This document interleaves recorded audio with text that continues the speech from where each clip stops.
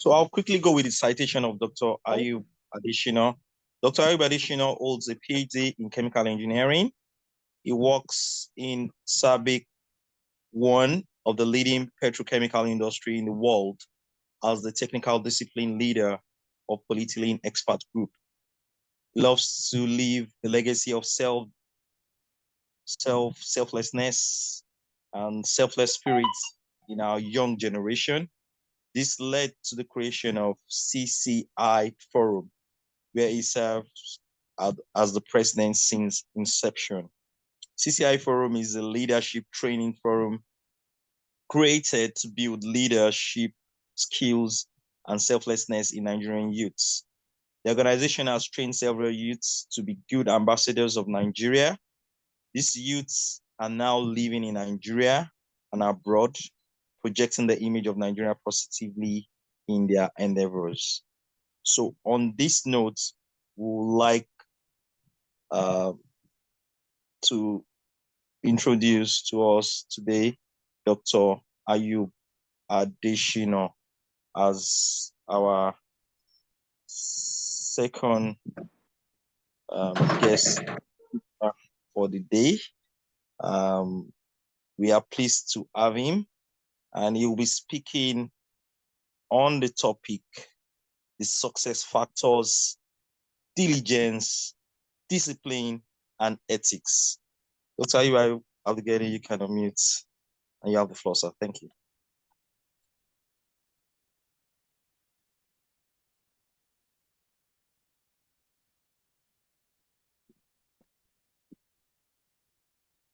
Thank you very much.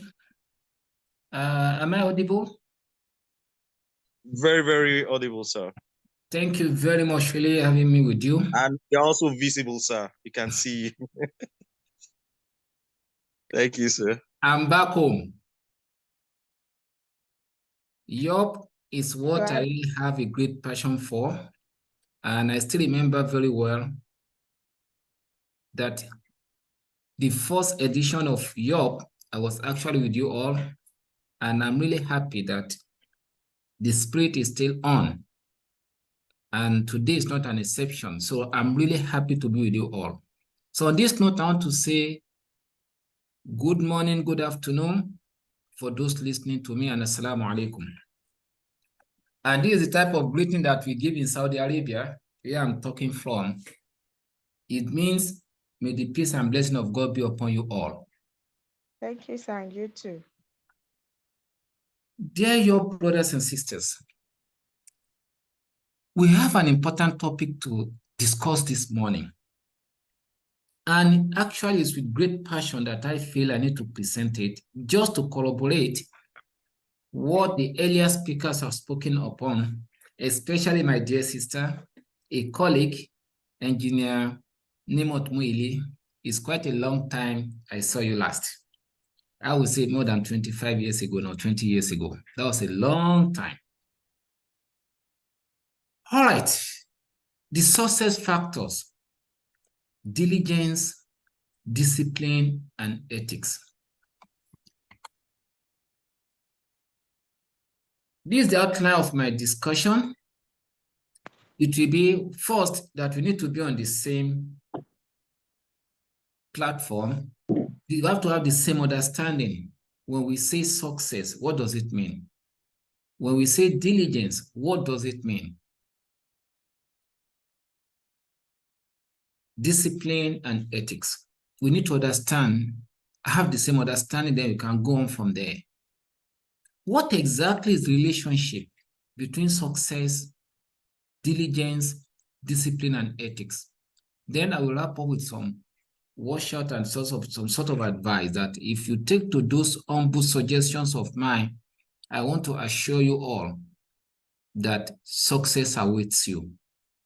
And indeed, it's going to be your companion at all times.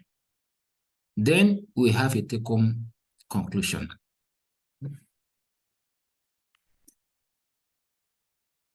When we say success, I will go to the Oxford Dictionary definition in a very simplistic form. It goes thus: the accomplishment of an aim or purpose. It means you need to have an aim. You need to have a purpose at all point in time if actually you want to be successful. Accomplishment of that aim that you might have set for yourself is what is referred to as success. Let's say the journey of man while interacting with any aim that need to be well defined. We have this. If you belong to that category that, yes, you have an aim to accomplish, but you said or you say, I don't want to do it, then you will remain a perpetual failure in life. But if you get to the next level and say, I can't, you will still remain in a perpetual failure, really. The main action begins at that step 3 when you begin to say, I want to do it. You stand up to it. And you ask the question, how can I do it? You do not stop there. You say, I'm going to try. At that point, you get that internal motivation and say, yes, I can do it. Yes, I can. And finally, you will say, I did it. And what does that mean? It means you are now successful because you set an aim and you're able to accomplish it. That is success. That means at all point in life, whether you're just finishing your high school, you are going to university, or you are working, or you're about to work, in your life, you must always have an aim that you want to pursue. And if you're able to really be able to do it, then we can say you are successful. So I want to ask one simple question. I will have actually make it interactive, but there's no time today to do that. If I ask this question, what is the greatest success you can actually aspire for in this life? I'm not going to the realm of saying that, okay, the important thing is to seek for the pleasure of God. We all want to seek for that. But my question is very simple. You as a person that you're looking at me today, what do you see as the greatest success? I'm sure we may have 1,001 responses. But I belong to that school of thought that has the following response. Anything that you do that makes you happy and make others happy as well, that is the peak of what we can refer to as success. So I define it as this. Dear your brothers and sisters that are listening to me today, know that attaining success on anything you might have set out to do, and you do not stop there, you now help others to attain similar or better altitude. That is when you can say you are actually successful.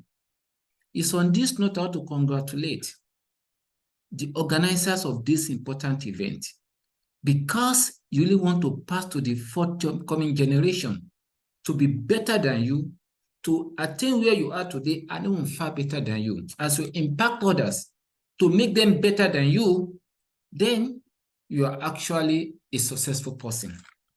This happiness of a parent and why they spend a lot of money upon you to go to school or to do anything is that they want to see you successful. The parents become happy when their children are successful. The job organizers become happy when they see you successful. And that means the job organizers themselves are successful because they were able to put you on that platform through which you're able to attain success. So let us always have this at the back of our mind.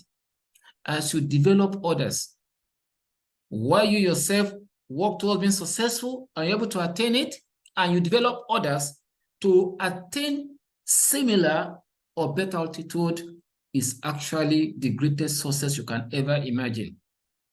That is why one of the wisest said that ever come to this world made it clear the best among men is that person who is actually beneficial to others. So we all know what success is now. And what is that greatest success? The next thing that we need to quickly talk about is one important thing that will now lead us to deeper understanding of what success is. And that is what is called iceberg illusion of success. What is iceberg? This picture depicts an iceberg.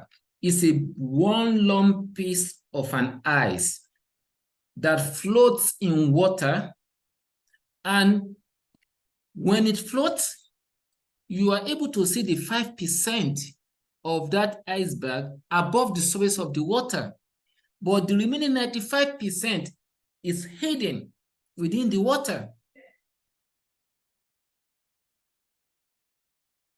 Iceberg illusion of success tells us that what people see when someone is successful is just the 5% of the embodiment of that success. What they see is that, oh, this man is successful.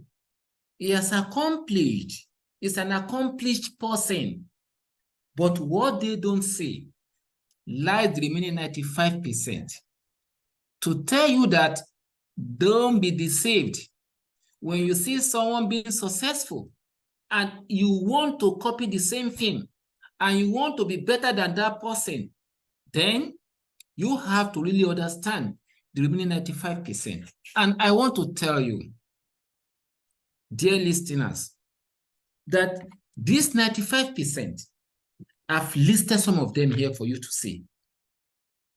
Diligence, failure at times, rejection, disappointment, sacrifice. The person has to spend several nights not sleeping, dedication, discipline, hard work. It's also ethical in what he does or she embarks on. All these things are not known to the outside world. The only thing that we see is just that 5%. Oh, he's successful, but you never know what exactly he has put into practice. That is why it was rightly said by Tom Fleming in his statement when he said that somewhere, you should know that somewhere someone is training. When you are not, someone is training when you are not. When you raise him, he will win. Of course. That's the truth.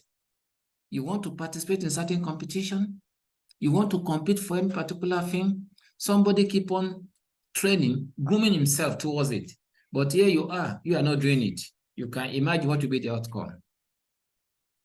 This cannot be better expressed than what Alison Felix said. She actually was 38 years old as of today, as we're speaking this year. She has won 22 gold medals, 6 silvers, and 4 bronze for US in 200 meters, 4 by 100 meters, and 4 by 400 meters. And she happened to be the first female athlete to ever win 7 Olympic gold medals. People were praising her. People eulogized her. In actual fact, it was said she was the most celebrated athlete because of what she was able to acquire 7 Olympic gold medals. But do you see what she said? She said, everyone sees the glory moments, but they don't see what happens behind the scene. Everyone sees the glory moments, but they don't see what happens behind the scenes. What she's referring to is that they don't see this 95% behind the scene. And if I ask you one simple question, who is the fastest man in the world as of today? I know you will say Usain Bolt. And up to today, nobody is still able to break that record of 9.58 minutes in 100 meters. But do you know what he said as well? He said, listen, if you want to really accomplish even far better than me, then listen to this. He said, the work is behind the scenes. The competition is the easy part. Behind the scene is where everything is done to get to that one race that you need to run to win. So that means if you want to be an accomplished person, you want to be successful, pay attention to this 95%. Don't just be waiting that 5% will just happen overnight or to happen by miracle. No, you have to work for it.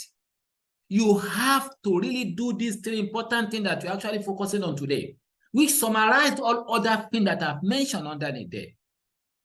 You have to be diligent. You have to be disciplined and be ethical when you do this. And that takes us to the definition of these other three important terminologies. What is diligence? Simply put, it is careful and persistent work or effort.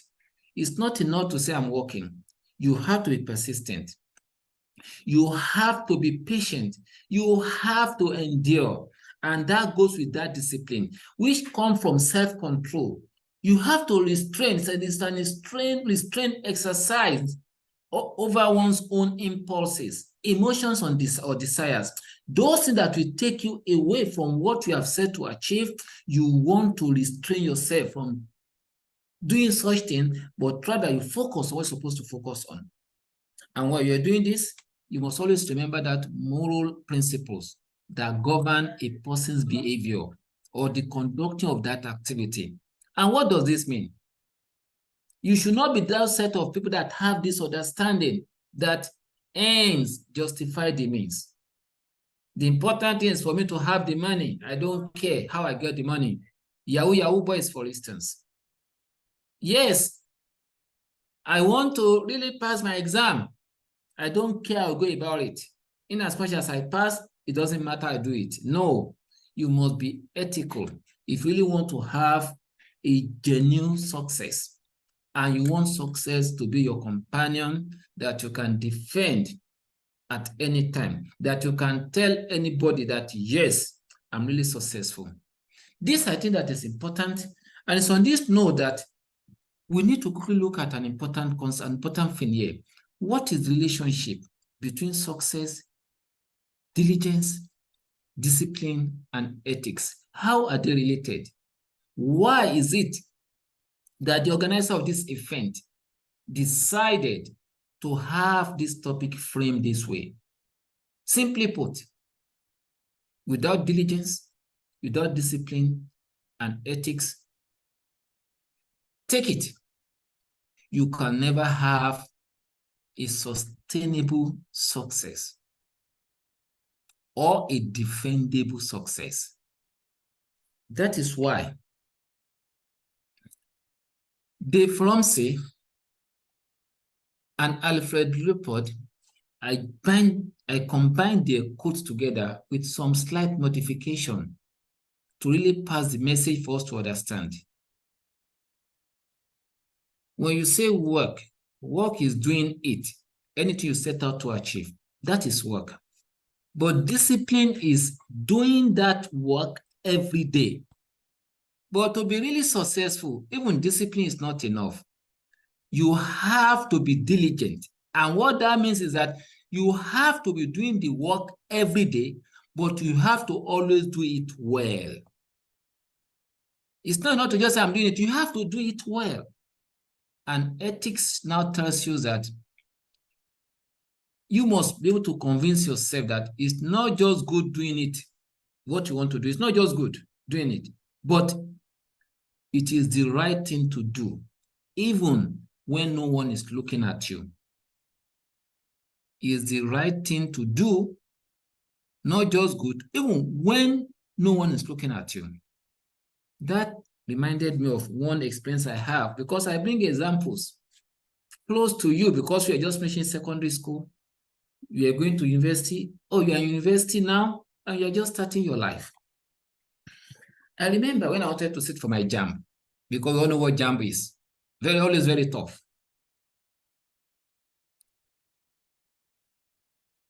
That same year,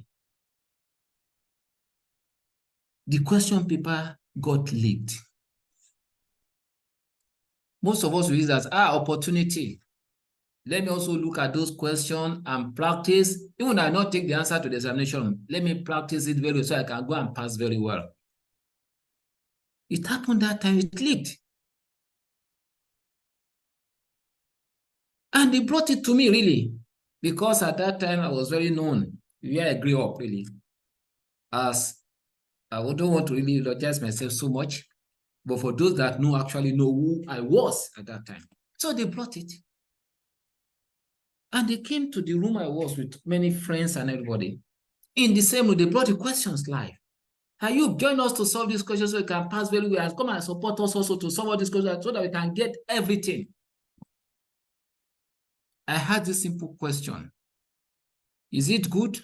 Because we're going to pass. Yeah, it is good. But the second question that follows is that, is this the right thing to do? Can I tell my children when they grow up that, children, I passed JAMB because this is what I did? No, this is not right. I told them sorry. I told them sorry. I can't participate in this. I exempted myself, but they did it. And as Allah will have it, even in the exam, it was the same question paper that actually they saw that came out. And really, they did excellently well because of what they did. But is it the right thing? The answer is no. Is it good? They may think it's good because they want to pass. Interestingly, in that same JAMB, they released their own result. SubhanAllah. You know, there's purpose for everything in life. My result was not released. They released their own result. My result was not released.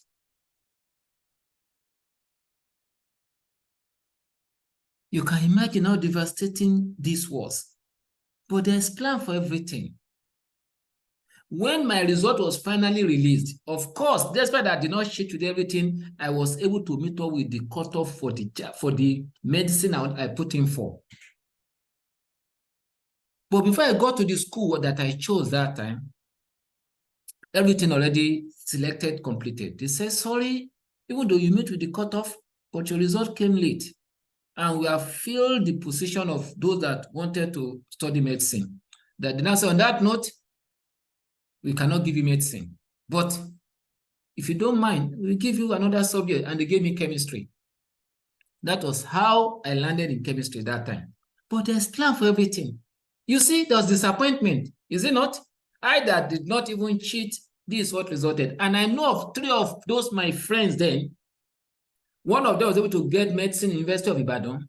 Another one got chemical engineering at AYYUB. And the other one got another, because the result was just very good. But the message was very simple. In that year 1, they're just doing the week. Actually, it was the medical week. I said, okay, let me just go to even see the medical week and see what exactly they have. As I enter into the room, it was then the place cups there. It was the formalin odor that I got.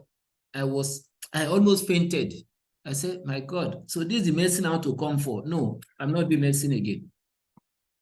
It was on that note, I did another JAMB that made me to go for chemical engineering, and here I am today. I'm proud to be a chemical engineer.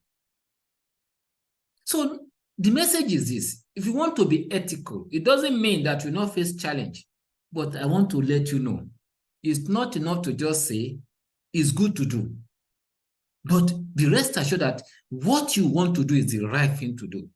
So you can see at any time, my success is based on ethical values, not crookedly achieved. And that's the message. Now, let me logically show you an important thing that I really want us to take home today. Here's a short movie of an epic and diligent baby bear. I want you to keep these 3 questions at the back of your mind as you watch this little movie. 1, what is the aim of this diligent baby bear? 2, what exactly were those 95% success factor that this diligent baby bear put into practice? And thirdly, was this diligent baby bear, was it finally successful or not successful? To me, in it lies a lot of lessons. So keep these 3 questions at the back of your mind, and you should be able to answer them as you watch this.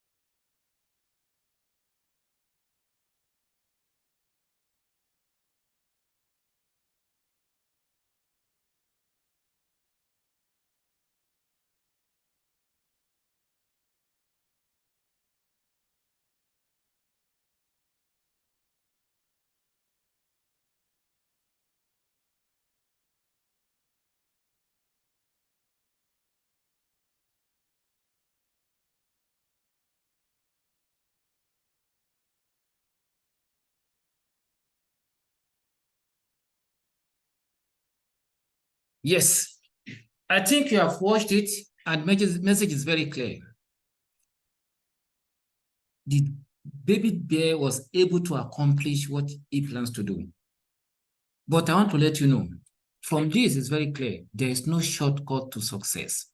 The baby bear still has to go through what his own mother went through before she became expert, and she was able to go through it as well. So I want to tell you, do what is easy in life, and your life will be hard later on. But do what is hard now, and your life become easy as you move on. So that is the message here. I don't have enough time again, but I quickly run through just some important things I want you to pay attention to as you move on in this journey called life. I have called them things you need to watch out for. They are 10 plus 1. I'll quickly rush them within the next 5 or thereabout because the time is not on our side. Hopefully, you'll be able to benefit from what I've said. Even if you don't take anything out of this, always remember, you need to work for what you want to be in life. You have to be disciplined. You have to be diligent and be ethical about it. Number 1, always think big and be hungry for success. Les Brown said, Shoot for the moon, and if you miss, you will still be among the stars. And as you do this, you have to be hungry for success. As long as your heart is open to the possibilities that you can succeed, you will find whatever you are seeking is also seeking you. Make that to be committed to it. Think big and be hungry to be successful. All other things are distraction. Number 2, as you do this, be focused and be a good planner. Les Brown also said, focus on what you want. Everything else is distraction. When you set the aim, focus on it. Everything else is distraction. As you can see, that diligent baby bear taught us an important lesson while climbing the mountain full of snow. His primary goal was to climb it. He remained focused despite several attempts and failure. Listen to me, my dear young brothers and sisters. You can't be a focused person if you are not a good planner. You must plan your daily, weekly, monthly, and yearly activities. You must even envision where you want to be in 5 years from now. Please note, if you don't program yourself, life will program you. Life will program if you don't program yourself. Number 3, be selective in friendship. This is an important thing, because those that you relate with or go out with play a very big and important role in the way you look at life overall and success in particular. Those friends of yours can make you succeed or mar you, and you fall to the lowest of the low. Prabhu said, some people are like weeds, but some are like flowers. Decide which out of these 2 sets of people you want to pour your water on. You all know what will happen to a fertile garden if weeds are allowed to grow on it perpetually. For sure, that fertile garden will perish. I'm telling you right now to carefully remove those weeds from your life before their negativity consumes you. Your friends are so important. Know those that you share your friendship with. Number 4, I cannot overemphasize this. You've been told before now by all the speakers, choose a role model and mentor. No matter what you want to become in life, look for a role model in that regards. Mentorship is also very important. Having a role model and mentoring program facilitate your journey in life. But that is not all. They can only guide you and support you. You will still go through that journey of life with all its challenges. You will still go through it directly. The relationship between that baby bear and his mother was a striking one. The mother bear guided his baby, but the baby bear still has to own his own journey until it succeeded. So, dear listener, you must own your own journey in life and accept full responsibility. Accept full responsibility for your success and failure. Number 5, don't be shy to say no to yourself and others. Don't be shy to say no to yourself and others. Are you being tempted to watch that movie? Are you being tempted to watch the game, to play the game? Are you being tempted to sleep? Say no to yourself so that you can achieve. And say no to others as well when you know they will not support you towards accomplishing your aim and what you are set out to reach. Number 6, sacrifice temporary pleasure that will derail you from succeeding. It's natural for you to be on your comfort zone, to want to really relax, sleep, and all kinds of things like that. But let me tell you, if you sacrifice those things now, then you enjoy a lot in life. Number 7, avoid procrastination. Procrastination is a big disease. If you procrastinate, you can never achieve. And your mind will always remain cluttered with things that you're supposed to do and you have not done. And you'll never be focused. And there is no way you can succeed. So stand up. Do it now. Resolve, be disciplined, and be ready to do it. Move on, and I'm sure you will be able to accomplish a lot in life. Number 8, value time, as time is life. How I wish I go back in time. When I was about finishing my secondary school in 1989, and I had the opportunity to be told what I'm telling you now. I thank God for what I am today. I thank God for what I've achieved. I thank God for everything. But I imagine if I had the opportunity to go back in time and I was able to listen to something like this, I know perhaps I would have been able to do more, far more than what I was able to accomplish today. The opportunity is with you now. Please and please don't misuse it. Every second that goes is so important. See it as something that you need to really nurture and never waste your time. Number 9, be an opportunist. Any opportunity that comes your way, grasp it. Make sure you make best out of it. Number 10, give the best in everything you do. Give the best in everything you do. Never take anything for granted. When you had the opportunity, you've been given such thing to do, put in your utmost. The first thing is to decide that I want to do. If you not decide that you want to do, give it the best you have, and you never regret it. These are the 10 humble recommendations and suggestions I have for you. What is that last one? To me, that is so important that if I don't say it, today's discussion will not have been completed. That's why I call it 10, and all of them lies under this point number 1, which is the 11th point. And that is, be thankful to God at all times. Be thankful for everything. Be thankful to God that you're able to witness today. It's an opportunity that you have. You are able to listen to what you're listening to today. And I want to tell you, one important way to be thankful to God is not to abuse or to underestimate the opportunity that God has given you today to listen to what I'm telling you. Make best use of it.